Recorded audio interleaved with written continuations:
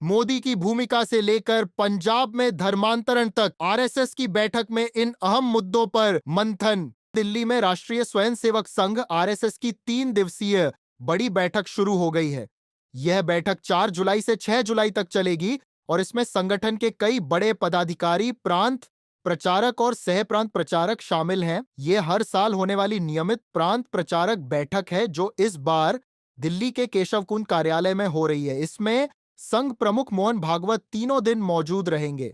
इस बैठक में 4 अहम मुद्दों पर चर्चा हो रही है। पीएम मोदी की उम्र और राजनीति में भूमिका। प्रधानमंत्री नरेंद्र मोदी इस साल 17 सितंबर को 75 साल के हो जाएंगे। बीजेपी में यह उम्र रिटायरमेंट की मानी जाती है। इसी नीति के तहत लालकृष्ण आडवाणी, मुरली मनोहर जोशी जैसे वरिष्ठ नेता राजनीति से दूर हो चुके हैं। अब सवाल यह है कि क्या मोदी पर भी यही नियम लागू होगा। हालांकि बीजेपी के नेताओं जैसे अमित शाह और जेपी नड्डा पहले ही साफ कर चुके हैं कि पार्टी के संविधान में उम्र को लेकर कोई प्रतिबंध नहीं है। शाह ने तो यहां तक कहा था कि मोदी 2029 तक देश का नेतृत्व करेंगे।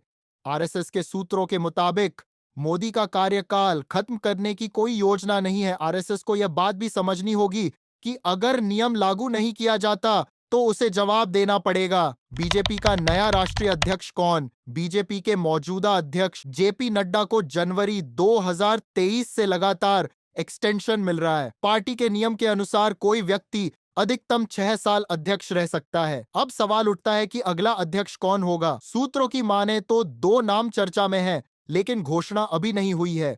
पार्टी के 22 राज्यों में संगठनात्मक चुनाव पूरे हो चुके हैं। अब जल्द ही राष्ट्रीय अध्यक्ष के चुनाव की औपचारिक घोषणा हो सकती है। पंजाब में धर्मांतरण और मिशनरीज के खिलाफ रणनीति। इस बैठक में सबसे ज्यादा जोर पंजाब पर दिया जा रहा है। यहां मिशनरीज का प्रभाव लगातार बढ़ रहा है और सिखों के ईसाई बनने के मामलों में बढ़ोतरी हो रही है।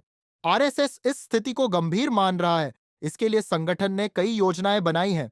सिख और हिंदू धर्म प्रचारकों का एक मजबूत नेटवर्क खड़ा किया जाएगा जो गांव-गांव जाकर लोगों को अपनी परंपरा और संस्कृति से जोड़ने का काम करेगा।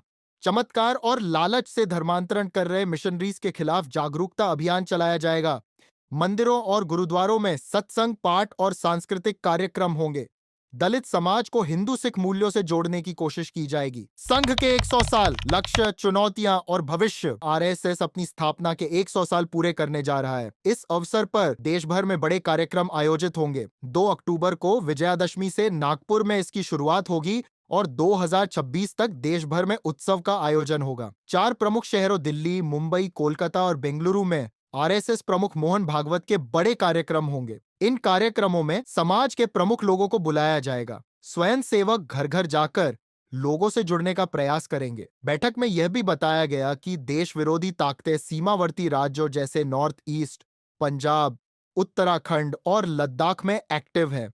वहां नशा, हथियार तस्करी और हिंदुत्व विरोधी नैरेटिव फैलाए जा रहे हैं। इनका जवाब देने के लिए विशेष टीमें बनाई गई हैं जो जमीन पर और सोशल मीडिया पर अभियान चला रही है। संविधान की प्रस्तावना में सेक्युलर और सोशलिस्ट शब्दों को हटाने की मांग पर भी आरएसएस चर्चा कर रहा है। संघ का कहना है कि ये शब्द आपातकाल के दौरान जबरदस्ती जोड़े गए थे। अब आरएसएस चाहता है कि यह मुद्दा देशव्यापी रूप से उठाया जाए। आरएसएस की यह बैठक संगठन के 100 साल पूरे होने से पहले की सबसे अहम बैठकों में से एक मानी जा रही है।